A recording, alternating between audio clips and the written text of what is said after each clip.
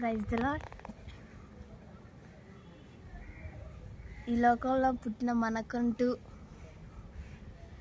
అర్థం ఉండాలి. దేవుడు మనల్ని ఎందుకు సృష్టించాడు, అసలు ఆయన ఉద్దేశం ఏంటి అనేదాన్ని మనం ముందుగా తెలుసుకుంటేనే మనం జీవించగలుగుతాం. లేకపోతే మన జీవితం అర్థం లేకుండా పోతుంది, అర్థవంతంగా ఉండదు.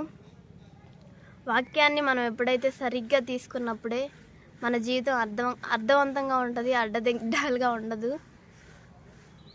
ముందుగా మన జీవితం అసలు మనం ఎందుకు పుట్టాము అనేది దాని గురించి తెలుసుకున్నప్పుడు మనం ఎలా ఉండాలనేది మనకి అర్థమైద్ది.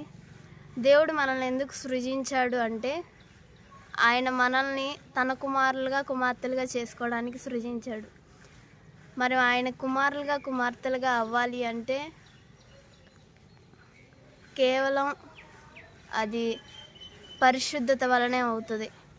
కానీ మనుషుల్లో ఎవరిలో పరిశుద్ధత లేదు.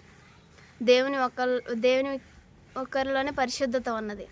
కానీ ఆయన కుమారులు అవ్వాలి, కుమార్తెలు అవ్వాలంటే మనలో పరిశుద్ధత లేదు. కాబట్టి ఆ పరిశుద్ధత మనకు అందాలని దేవుడు తన కుమారుడైన యేసుక్రీస్తుని తన రక్తాన్ని మనకు అందించుటకు ఆయన్ని పంపించారు. ఆ రక్తం ద్వారా మనం కడగబడినప్పుడు పరిశుద్ధులుగా మారుతాం. పరిశుద్ధత కలిగిన మనము దేవుని కుమారులుగా అవుతాం. మరి దేవుని కుమార్తెలుగా అయినప్పుడు దేవుని కుమారులకి కుమార్తెలకి ఉండవలసిన బాధ్యత ఏంటంటే దేవుడు చేసే పనిని మనం కొనసాగించడమే. తండ్రి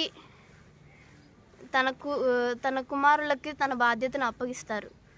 అలాగే దేవుడు మనకు మన బాధ్యతను అప్పగించాడు. కానీ అందరూ దీన్ని తెలుసుకోలేరు, ఏ బాధ్యత ఏంటి అనేది. తెలుసుకున్న వాడే దాన్ని చక్కగా క్రమంలో చేయగలుగుతాడు. ఆ బాధ్యతని ఇష్టపూర్వకంగా ప్రేమపూర్వకంగా అంగీకరించిన వాళ్ళే దాన్ని పూర్తిగా సఫలం చేస్తారు.